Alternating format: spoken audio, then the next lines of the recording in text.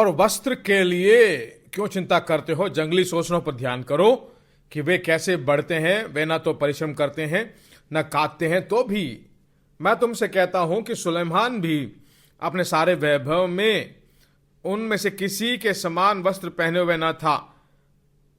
इसलिए जब परमेश्वर मैदान की घास को जो आज है और कल भाड़ के झोंकी जाएगी ऐसा वस्त्र पहनता तो है अल्पविश्वासियों, तुमको वह क्यों करना पहनाएगा? सुलेमान को लेकर आता है। शेबा देश की राजस्त्री आती है। बहुत सारे राजमहलों में उसने देखा है, वह रानी है। वह सुलेमान के वस्त्रों को देखकर, उसके भोजन को देखकर, उसके दास दासियां खाने वाले खाने को देखकर उसका मुंह बंद हो गया। कहने लगे कि मैंने बहुत ही कम मांगा था पर देखा बहुत ज्यादा है। परमेश्वर ने कहा उससे भी बेहतर मैं तुम्हें रखूंगा। सुलेमान के उस वैभव से भी ज्यादा, सैलोमोन के वस्त्र से भी ज्यादा मैं तुम्हें दूंगा।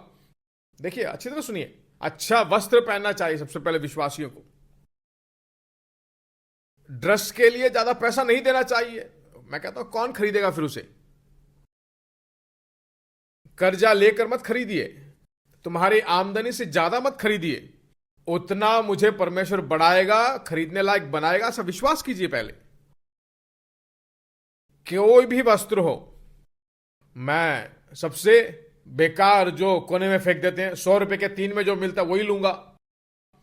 मैं कहता हूं अच्छा पहनिए, सबसे पहले मन में उसे ठानिए, बाइबल पढ़िए। हारून को परमेश्वर कहता है कि वस्त्र बनाओ। एक कॉटन पैंट और कॉटन शर्ट देने से काफी था ना, पसीना नहीं आएगा। क्यों उतना कॉस्टली उसे बनाने के लिए कहता है? जरा सोचिए तो, क्यों उतना कॉस्टली बहुमूल्य वस्त्र पहनने के लिए एक मनुष्य के ऊपर अभिषेक उंडेलकर क्यों ऐसा करता है? मेरे सामने जो खड़ा है बिल्कुल श्रेष्ठ वस्त्र पहना हुआ होना चाहिए।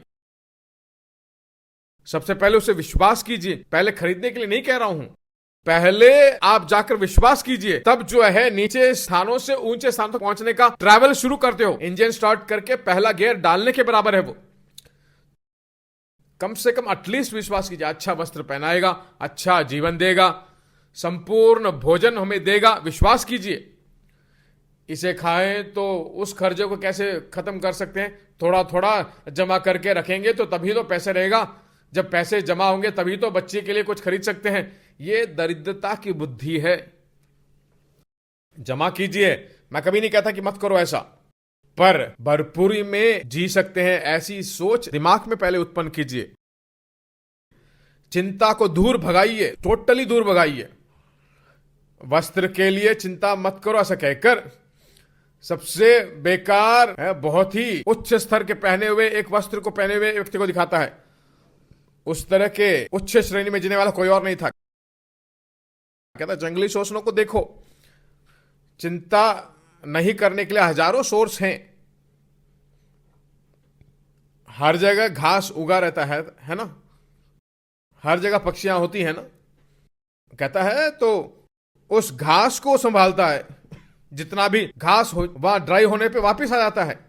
जिंदगी में कुछ समस्याएं जो आंखों में दिखते नहीं है वापस आ जाती हैं। तब क्या करना चाहिए? मुझे परमेश्वर बढ़ाएगा और श्रेष्ठ बनाएगा, ऐसी सोच दिमाग में लाइए।